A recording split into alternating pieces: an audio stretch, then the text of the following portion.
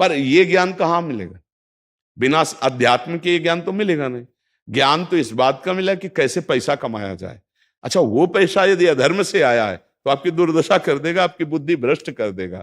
तो जो बाबा कह रहे हैं कि आज हमारे समाज की बड़ी दुर्दशा हो रही, उसका कारण यही है कि हमें अध्यात्म का ज्ञान नहीं, हमें धर्म का ज्ञान नहीं, और बड़ी बड़ी गलतियां हो जाती है। बिल्कुल पता है आदमी निर्दोष है और हम धन के प्रभाव से उसको दंड दे देते हैं। वो दंडा भगवान जब आपको पलट कर देंगे तो आप सह नहीं पाओगे, उसका परिणाम बहुत बुरा होता है। तो इसलिए समाज को चाहिए अपने अपने कर्तव्य का पालन करते हुए एक नियमावली बना ले। जैसे कुछ दुकानों का नियम होता है कि वहां फिक्स रेट होता है, नहीं होता? वहां ये नहीं चलेगा कि कसम से कहते हैं कि तुम्हें हम अपना जान करके कि 100 रुपया मीटर ये मिला है, हम बिल्कुल मुनाफा नहीं ले रहे। नहीं, झूठ क्यों बोल रहे हो? दुकान खोले हो मुनाफा के लिए, झूठ क्यों बोल रहे हो? नहीं लेंगे मुनाफा, हम जितने का लाए हैं उससे मुनाफा लेंगे, पर 120 रुपया मीटर देंगे, कपड़ा बढ़िया है, नाप फिट है, इससे नीचे नहीं उतरेंगे, हमें सफाई देने की जरूरत नहीं है कि हम कसम खाते हैं या ऐसा।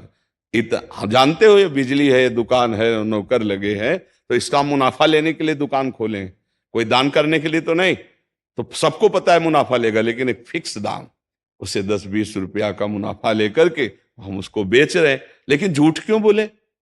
बोले झूठ के बिना धंधा नहीं चलता। नहीं, ऐसा नहीं है। अब असत्य बोलोगे तो उससे जो आपको मुनाफा मिलेगा वो आपकी बुद्धि भ्रष्ट करेगा, और सत्य है कि मुनाफा के लिए है वही चीज, और आप एक फिक्स रेट में दे रहे, बढ़िया है। अब अगर आप कोई मिलावट करके भोजन सामग्री दे रहे, आपको पता है, तो जो खाने वाले के हृदय में बैठे हुए भगवान है वो तुम्हारे जीवन में मिलावट कर देंगे, तुम्हारा जीवन महान दुखमय हो जाएगा। ये कहां समझा जाता है? एक आदमी सिंथेटिक दूध बना रहा है, उससे कहो ये अपने बच्चे को पिला, नहीं पिलाएगा। फिर ये दूसरे का बच्चा जब पिएगा तो उसकी हालत क्या होगी? दूसरे शरीर में जाएगा तो हालत क्या होगी? वो केवल धन की बुद्धि रखता है। एक आदमी घी में केमिकल मिला रहा है, एक ऐसे अभक्ष पदार्थ मिला है, वो स्वयं नहीं खाएगा, लेकिन वो होटलों में भेजा जाएगा, हजारों लाखों लोग खाएंगे, बीमारी बढ़ेगी, उसको रुपया से मतलब है। ये चीज, ये दुर्दशा हर जगह धर्म का ज्ञान न होने के कारण फैल रही, नहीं फैल रही। एक मरीज बीमार है, असली दवाओं में पैसे ज्यादा है, नकली दवा लेकर के असली के दाम में बेच देना, उसको बिल्कुल फायदा ना होना। लेकिन परमात्मा देख रहा है, तुम जानते हो नकली दवा है, वो तो नहीं जानता बेचारा, ज्यादा पढ़े लिखे नहीं, किसान आदमी गांव का आया है, तुमने दे दिया और उसने पैसा दिया असली के। अब वो पैसा तुम्हारी बुद्धि भ्रष्ट करेगा, तुम्हारे परिवार में कलह पैदा करेगा और तुम्हारा पतन कर देगा। ऐसे हर डिपार्टमेंट में, हर विषय में यदि हम अपने धर्म से चले, अपने सत्य से चले और थोड़ा भी भजन होगा, वो आपको उत्तम गति प्रदान करेगा। पर ऐसा कहां समझ में आ रहा? अध्यात्म के बिना भला ऐसा समझ में आएगा? तो इसीलिए कह रहे हैं हमारे देश की दुर्दशा हो रही। पूर्वजों में पहले ये था कि हमारा धर्म नहीं जाना चाहिए चाहे प्राण चले जाएं, हमारा चरित्र नहीं जाना चाहिए चाहे सर्वस्व नष्ट हो जाए।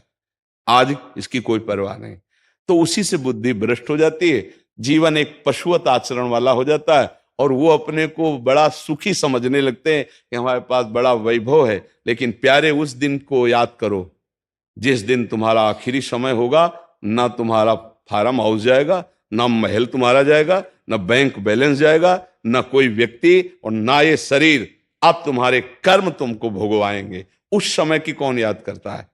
अगर उस समय की याद हो तो भय लग जाए कि नहीं नहीं, पाप नहीं करूंगा, क्योंकि जाना है यहां से। अच्छा, कब जाना कुछ पता नहीं, किसी भी समय ट्रांसफर हो सकता है इस शरीर से।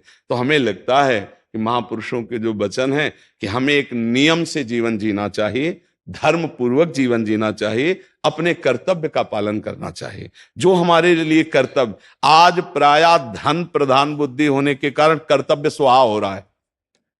एक विद्यालय में विद्यार्थी के लिए जो गुरु पद में बैठा, उसका क्या कर्तव्य है? वो अपने कर्तव्य को भूला हुआ है। भला छोटे छोटे विद्यार्थियों को जिनकी नींव